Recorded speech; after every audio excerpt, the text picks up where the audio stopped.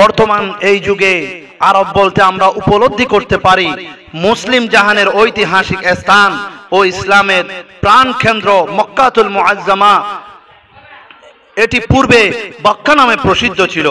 মহান আল্লাহ তাআলা তার ঐশী গ্রন্থ পবিত্র কোরআনে পাকে ওই স্থানকে উম্মুল কুরা তথা আদি নগরী হিসেবে অবহিত করেছেন। সুবহানাল্লাহ।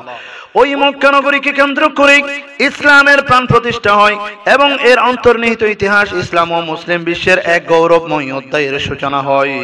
1880 সালের পূর্বে আরব ইতিহাসের যে পরিচয় পাওয়া যায় সে সম্পর্কে ব্যাখ্যা দিতে গেলে ইতিহাস বলে সে সময়ের আরবীয়দের মধ্যে ছিল সত্যের উজ্জীবিত আদর্শ, নিয়ম নীতি, সাম্য মৈত্রীর এক অভিনব কানুন শৃঙ্খলার বিস্ময়কর পরিবেশ। আরবীয়দের আদর্শের জাগরণের সৌরভে সুশোভিত হয় সারা বিশ্ব।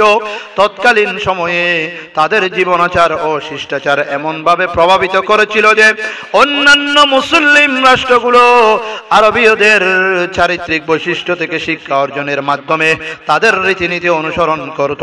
তারাই ছিল সমগ্র মুসলিম বিশ্বের পরিচালক ও সংস্কারক, কেননা তাদের রাষ্ট্র পরিচালনার সংবিধান রচনা হয়েছিল বিশ্বজাহানের মুক্তির দিশারি, মানবতার পথ প্রদর্শক বিশ্ব নবী কুলের শিরোমণি সরকারে দুজাহা বিশ্বজাহানের নবী হযরত মুহাম্মদুর রাসূলুল্লাহ সাল্লাল্লাহু তাআলা আলাইহি ওয়াসাল্লামের আলোকিত সত্যের আদর্শ থেকে এবং তিনি কোরআন সুন্নাহের আলোকে তাহার উম্মতগণকে ইসলামী গণতন্ত্রের, ইসলামী প্রজাতন্ত্রের যে শিক্ষা দিয়েছেন তার বিস্তার লাভ করেছিল আরব ভূখণ্ড থেকেই।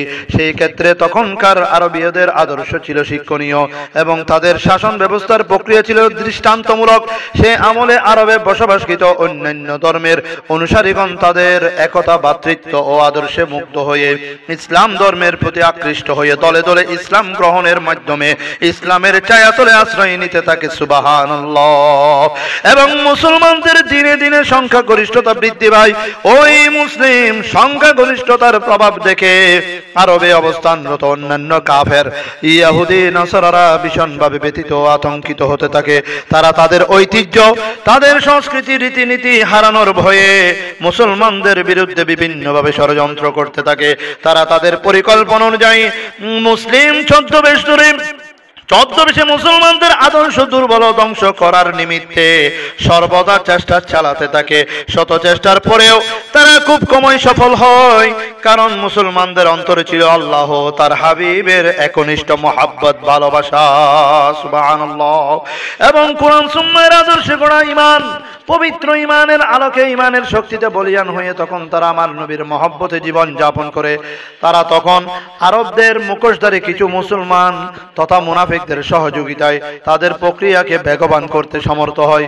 তাদের প্রক্রিয়াকে বেগবান করে, যেমন মুসলমানগণ যখন ইবাদতে মশগুল থাকতেন তখন তারা মুসলমানদের রূপ ধারণ করে, মুসলমানদের ন্যায় বেশ ধারণ করে মুসলমানদের ইবাদত ও ধর্মকর্ম নিয়ে ঠাট্টা বিদ্রুপ মস্করা করত। এই সম্পর্কে মহান আল্লাহ তাআলা তার পবিত্র কুরআনুল কারীমের সূরা মায়েদায় এই আয়াত 57 থেকে 60 আয়াত পর্যন্ত এই মুনাফিকদের কার্যক্রম সম্পর্কে ঈমানদারগণকে সাবধান করেছেন। তারা লাইবু ওয়ালা, তারা মুসলমানরা যখন মুমিনদের সাথে নামাজ আদায় করতে যায় তখন মুসলমানদের রূপ ধারণ করে, বেশ ধারণ করে তারা নামাজকে নিয়ে ঠাট্টা মশকারি করে। নাউযুবিল্লাহ। কিন্তু আল্লাহ তার রাসূলের দুশমনের দল তথা ইহুদি নাসারা কাফের মুনাফিকরা অন্যান্য সকল ইবাদত বন্দেগীতে ক্ষতি সাধন করলেও কিন্তু তাদের দ্বারা নবী করিম সাল্লাল্লাহু তাআলা আলাইহি ওয়াসাল্লামের গুণগান, দরুদ ও সালাম পড়া তাদের নিকট অসম্ভব হয়ে পড়ে। ফলে তাদের কার্যক্রম ব্যাহত হয়। পরে তারা সম্মিলিতভাবে চিন্তা করতে লাগলো যে মুসলমানদের অন্তর থেকে কিভাবে নবীর প্রেম তথা দুরূদ সালাম বের করা যায়। তারা উপলব্ধি করতে পারলো যে নবীর প্রতি ভালোবাসাই হচ্ছে মুসলমানের ঈমান ও আদর্শ বড় অস্ত্র, ঈমান ও আদর্শ মজবুত থাকার প্রধান ভিত্তি। আর তা যদি ধ্বংস করতে পারলেই তাদের উদ্দেশ্য সিদ্ধ হবে, তারা সফল হবে।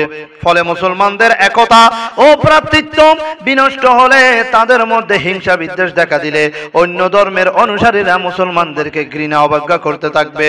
আর তা যদি বাস্তবায়ন করতে হয় তাহলে মুসলমানদের সাথে বন্ধুত্বপূর্ণ সম্পর্ক গড়ে তুলতে হবে। তখনই তাদের দৃষ্টি পড়ল মুসলিম বিশ্বের বৃহত্তর শক্তিশালী দেশ তুরস্কের দিকে।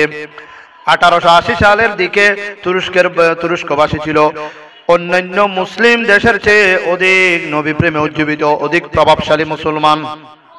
তারা সাংস্কৃতিক অনুষ্ঠান হিসেবে ঈদে মিলাদুন নবী সাল্লাল্লাহু তাআলা আলাইহি ওয়াসাল্লাম পালন করতেন এবং কোরআন সুন্নাহ ভিত্তিক অনুষ্ঠানের সংস্কৃতির মাধ্যমে ইসলামের মহত্তম মূল মন্ত্রকে প্রচার প্রসার করতেন।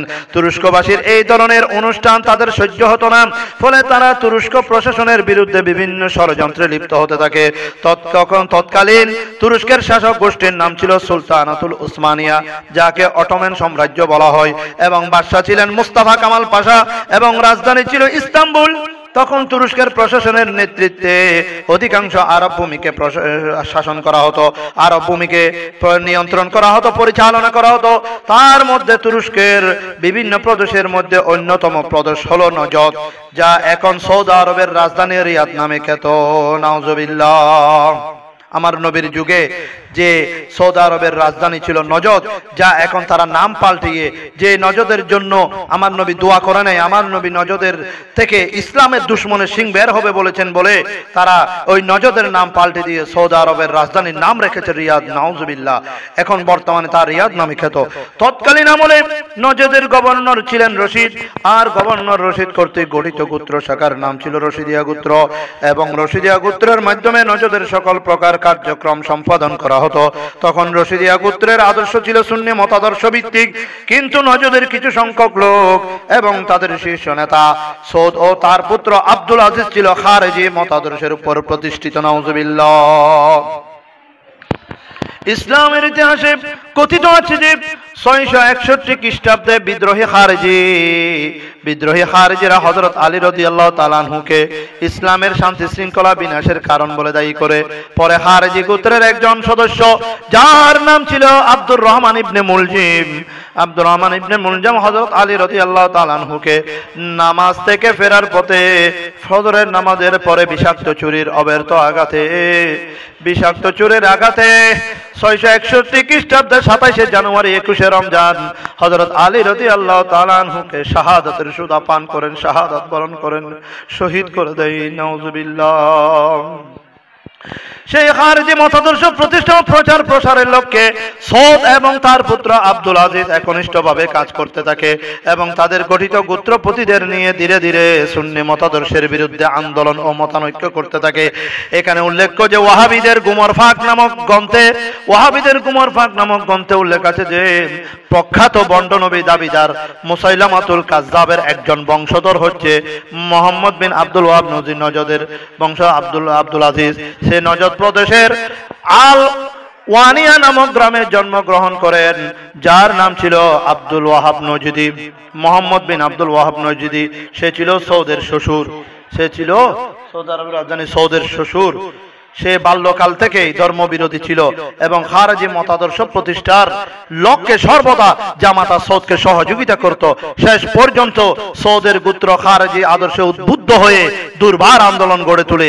এই কথা অবশ্যই নবী করিম সাল্লাল্লাহু তাআলা ইসলামের হাদিসে বর্ণিত আছে যে মসজিদের নববীতে নবী করিম সাল্লাল্লাহু তাআলা আলাইহি ওয়াসাল্লাম আল্লাহ রাব্বুল আলামিনের দরবারে ফরিয়াদকালে তিনি বিভিন্ন প্রদেশের নাম ধরে ধরে এবং সমস্ত উম্মতে মুহাম্মাদের জন্য দোয়া করা অবস্থায় একজন সাহাবা, নবী আকরাম সাল্লাল্লাহু তাআলা সাহাবী, তিনি নজদের অধিবাসী ছিলেন। তাহার নাম ছিল মুহাম্মদ আবুল মুকাররম, তার নাম ছিল আবুল মুকাররম।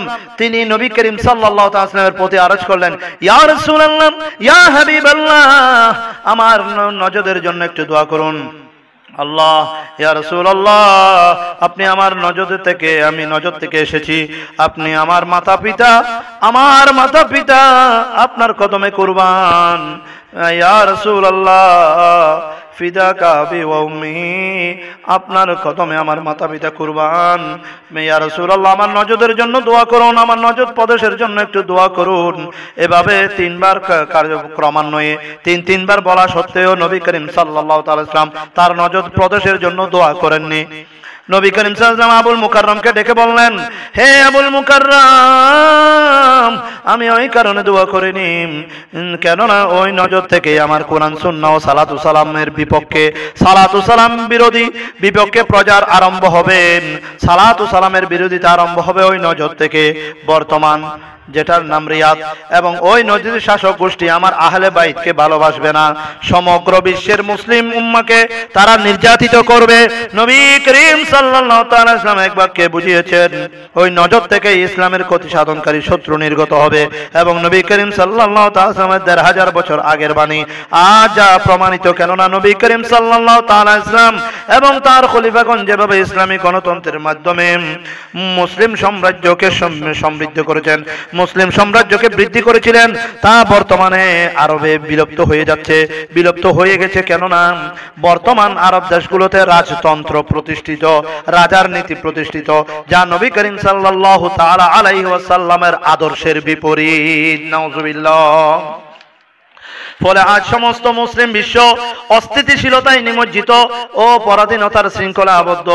সুতরাং আবুল মুকাররম নবী করিম সাল্লাল্লাহু তাআলা আলাইহি ওয়াসাল্লামের এই রূপ বর্ণনা শ্রবণ করার পর কান্নাকাটি করতে লাগলেন, এবং পরে নবী করিম সাল্লাল্লাহু তাআলা আলাইহি ওয়াসাল্লাম তাহার পিতামাতার জন্য দোয়া করলেন। তারপর আল্লাহ রাসূলের দেওয়া সুন্নি মতাদর্শ বিরোধী নেতা, অতঃপর আল্লাহ রসুলের দেওয়া সুন্নি মতাদর্শ বিরোধী নেতা সৌদ ও তার পুত্র আব্দুল আজিজ এবং তার গোত্রের সকল কর্মীদেরকে নজদের গভর্নর রশিদ নজদ প্রদেশ থেকে বিতাড়িত করে বের করে দেয়। তখন তারা কুয়েতে চলে যায় এবং সেখানে অবস্থান শুরু করে, সেখানে বাসস্থান শুরু করে। কুয়েতে অবস্থানরত অবস্থায় যেখানে একটি মার্কিন কোম্পানি তাদের সাথে সাক্ষাৎ করে, কোম্পানিটির নাম ছিল আরামকো কোম্পানি। কোম্পানিটির নাম কি ছিল? Aramco company. তারা তাদের সাথে সহযোগিতার আলোচনা করে ওই আলোচনায় আরামকো কোম্পানি সৌদ গোত্রকে বলেছিল যে, তোমরা একটি কমিটি গঠন করো, আমরা তোমাদেরকে প্রতি মাসে ৫,০০০ পাউন্ড স্বর্ণ সাহায্য করব, এবং তোমাদেরকে আমরা উন্নত প্রশিক্ষণের মাধ্যমে এমন ভাবে গড়ে তুলব সামরিকভাবে যেন তোমরা যুদ্ধ করতে পারো, যাতে তোমরা তোমাদের দেশে ফিরে যেতে পারো। তোমাদের টাকা খাওয়ার ব্যবস্থা সুনিশ্চিত করে দেব। তারা মার্কিন আরামকো কোম্পানির সহযোগিতায় প্রস্তাবীয় কথাবার্তা শুনে অত্যন্ত আনন্দিত হলো। অতএব সৌদ গোত্র আরামকো কোম্পানির সিদ্ধান্ত অনুযায়ী 1880 সালে কমিটি গঠন করলো। কমিটির নাম ছিল ইখওয়ানুল মুসলিমিন, অর্থাৎ মুসলমানগণ ভাই ভাই। অতঃপর আরামকো কোম্পানি তাদের ৫,০০০ পাউন্ড সাহায্য দেয় আরম্ভ করে, এবং সাথে সাথে উন্নত মানের বিভিন্ন অস্ত্র শস্ত্রের কৌশলের মাধ্যমে তাদেরকে প্রশিক্ষণ দেয়। অথচ ইতোপূর্বে সৌদ গোত্রের পেশা ছিল জেলে মাছ ধরা। সৌদি আরবের যারা সৌদ খানদান, সৌদ বংশধরের, আলে সৌদের বংশধরের পেশা ছিল জাইল্লাহ, মাছ ধরা। জেলে তথা মাছ ধরা ছিল তাদের প্রধান বৈশিষ্ট্য, প্রধান জীবন জীবিকার একটা মাধ্যম।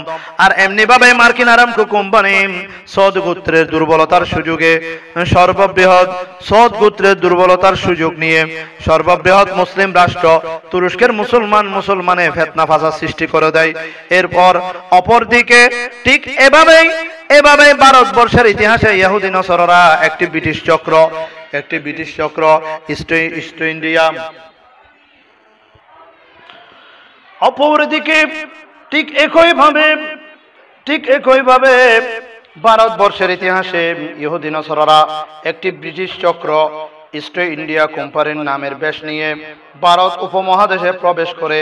তারা ভারতে প্রবেশ করার পর ঐতিহ্যবাহী মুসলিম সাম্রাজ্যের মহান সম্রাট নবাব সিরাজউদ্দৌলার সাথে বন্ধুত্বপূর্ণ সম্পর্কের কথা বলে, এবং তারা তার সাথে একটি সন্ধি চুক্তি করে। সেই সন্ধির নাম ছিল আলিগড়ের চুক্তি। সেই সন্ধির নাম ছিল আলিগড়ের সন্ধি করে ওই সন্ধির নাম দিয়ে ব্রিটিশ ইস্ট ইন্ডিয়া কোম্পানি ভারতবর্ষে মুসলিম নবাব শাসকদের থেকে মীর জাফরের সহযোগিতায় 1757 সালে ভারতবর্ষে মুসলিম নবাবদের ক্ষমতা কেড়ে নেয়, মুসলমানদের ক্ষমতা চিরতরে কেড়ে নেয়।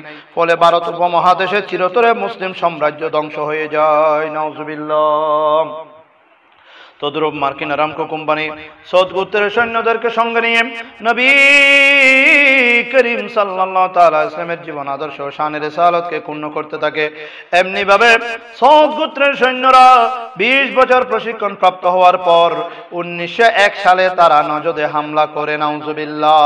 তখন তারা সর্বপ্রথম নজদের গভর্নর রশিদকে সুবহে সাদিকের সময় নামাজ পড়া অবস্থায় ধরে ফেলে এবং তারা রশিদকে বুকের উপর বসে তার গাঁট কেটে শরীর থেকে মাথাকে আলাদা করে দেয়, নাউজুবিল্লাহ।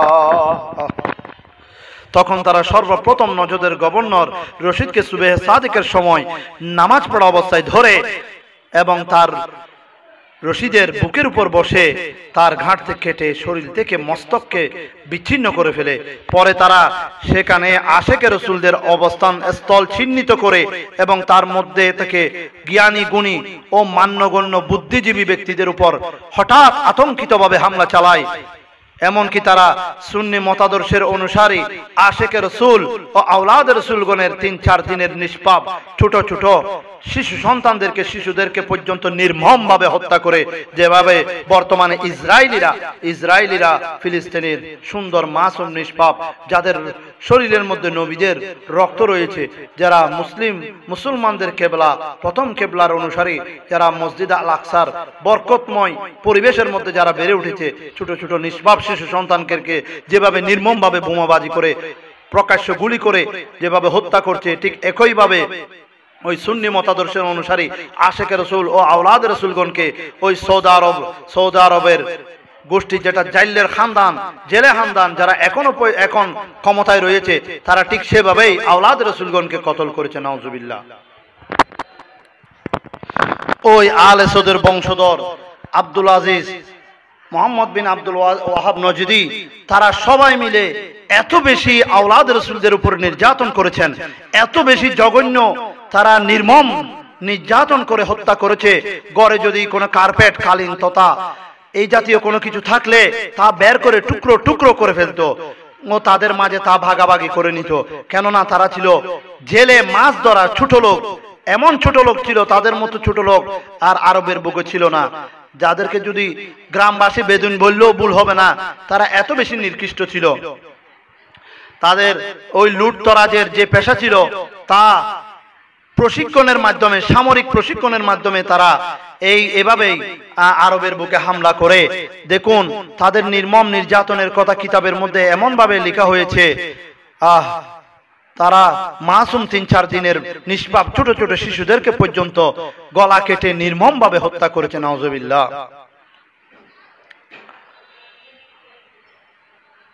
তারা তাদের মাঝে যত মূল্যবান জিনিসপত্র ছিল, প্রিয় হাজরিন, যেখানে মাটির স্থান দেখা যেত সেখানে পানি দ্বারা ভিজিয়ে ফেলতো।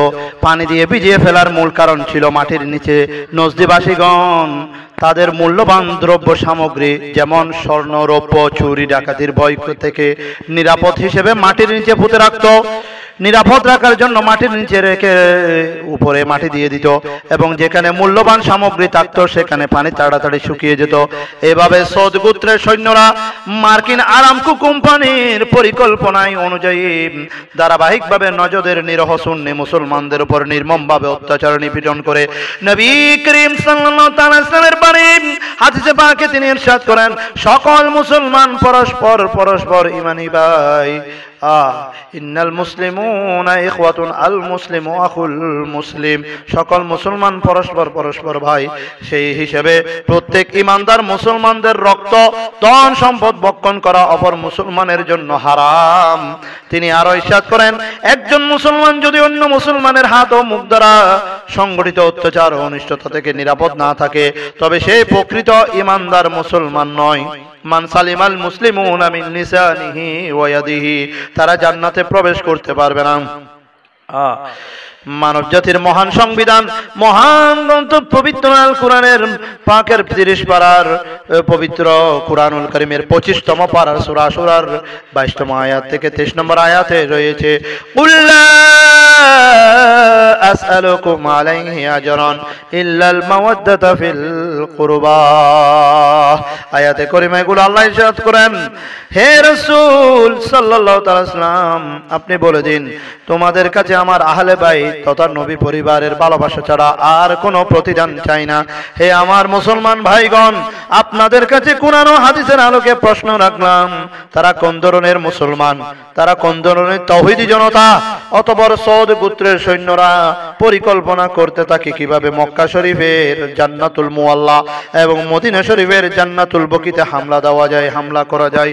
এজিদের অনুসারীরা, আবু জাহেলের অনুসারীরা, আব্দুল্লাহ ইবনে উবাইর অনুসারীরা, যুলখুয়াইসাত তামিমির অনুসারীরা তৎকালীন সময়ে ষড়যন্ত্র করতে থাকে মক্কা মদিনা শরীফের বিরুদ্ধে।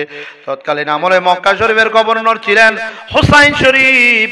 তার শাসন আমলে তারা মক্কা শরীফে আক্রমণ করে ও সাথে সাথে মক্কা শরীফের গভর্নর হুসাইন শরীফকে আটক করে অবশেষে 1914 খ্রিস্টাব্দে মুসলিম উম্মাহের ঐতিহাসিক স্থান মক্কা ও মদিনা শরীফের জান্নাতুল মুআল্লা এবং জান্নাতুল বকি শরীফের পবিত্র মাটিতে দাফনরত প্রত্যেক সাহাবায়ে কেরাম ও আনসার, মুহাজির এবং আশিক রাসূলগণের কবর ও রওজা শরীফকে, মাজার শরীফকে তারা ধারালো ট্রাক্টর, মাটি কাটার গাড়ি বিশেষ দ্বারা উনাদের কবর ও রওজা শরীফকে উল্টিয়ে দেয় এবং তাতে কোনো প্রকার চিহ্ন পর্যন্ত রাখেনি।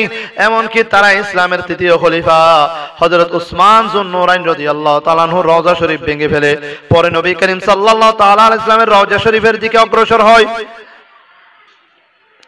যখন নবী করিম সাল্লাল্লাহু তাআলা আলাইহি ওয়াসাল্লামের রওজা শরীফের দিকে অগ্রসর হয়, ওয়াহাবিদের গুমর ফাক নামক কিতাবের মধ্যে রয়েছে, কিতাবের মধ্যে লেখক উল্লেখ করেছেন ওয়াহাবি আন্দোলনের প্রতিষ্ঠাতা মুহাম্মদ বিন আব্দুল ওয়াহাব নজদি, এবং অন্যদিকে সে আবার সৌদের শ্বশুরও হয়।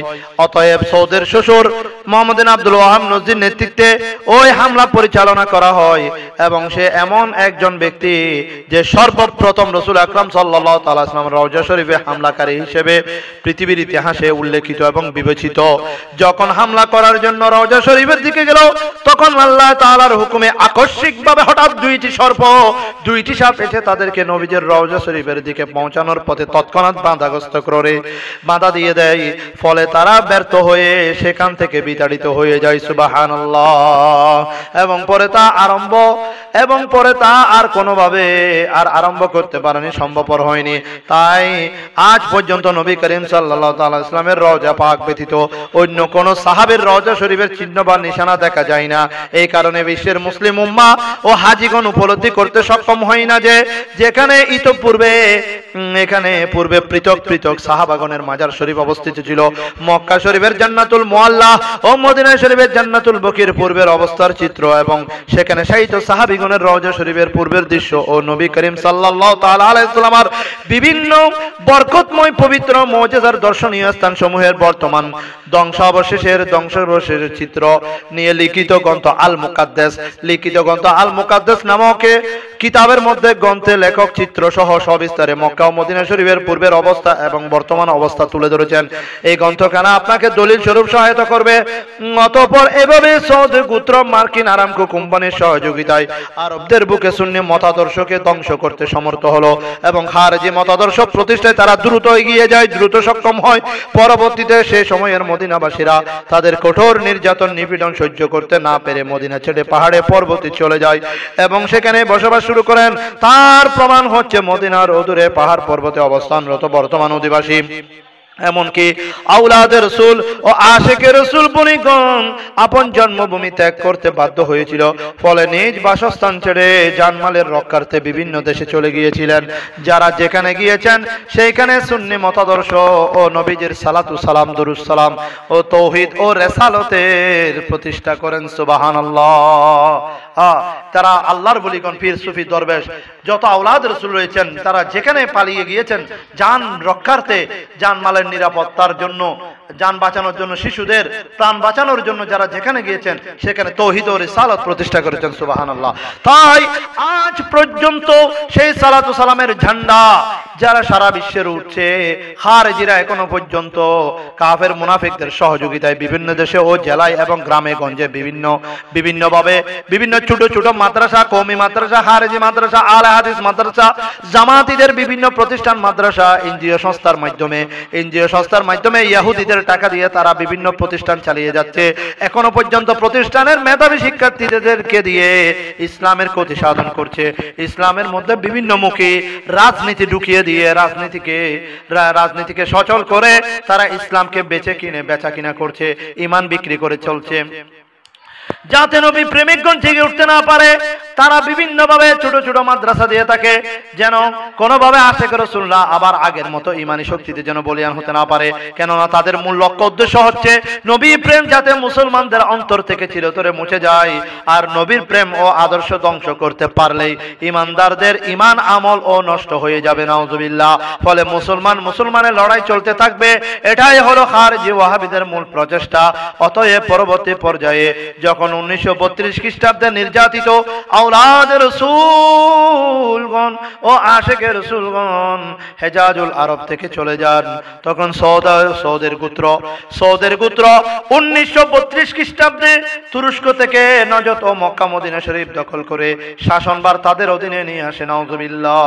আপনারা মনে রাখবেন, সৌদের গোত্র 1932 খ্রিস্টাব্দে তুরস্ক থেকে নজদ ও মক্কা মদিনা শরীফ দখল করে শাসনভার তাদের অধীনে নিয়ে আসে।